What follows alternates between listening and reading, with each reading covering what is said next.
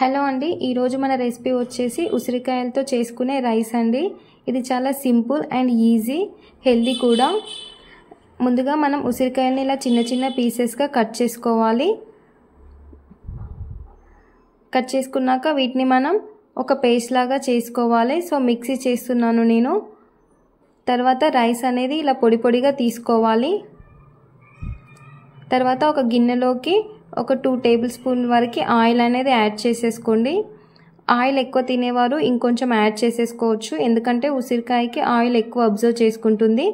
So oil కొంచెం heat అయ్యాక పల్లీలు, మినపప్పు వేసుకొని బాగా రోస్ట్ అయ్యే వరకు వెయిట్ చేయండి. సో ఇప్పుడు కలర్ చేంజ్ అయ్యాక మనం ఇందులోకి జీలకర్ర, ఆవాలు, పచ్చిమిర్చి వేసి బాగా కలపాలి.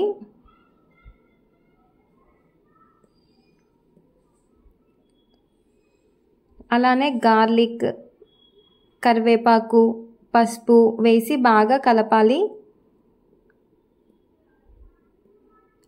తర్వాత ఇందులోకి మనం ముందుగా పేస్ట్ చేసి పెట్టుకున్న ఉసిరికాయని ఇందులో ఆయిల్లో బాగా కలపండి. కొంచెం ఆయిల్ అనేది పైకి వచ్చాక సాల్ట్ వేయండి. సాల్ట్ వేసి బాగా కలపండి. ఇందులోకి రైస్ అనేది యాడ్ చేసేసుకోండి. రైస్ అనేది మంచిగా ఆ పేస్ట్తో కలిసినప్పుడే మనకి టేస్టీగా ఉంటుందండి. కొత్తిమీర వేసేసుకొని దించేసుకోండి. Thank you for watching my video.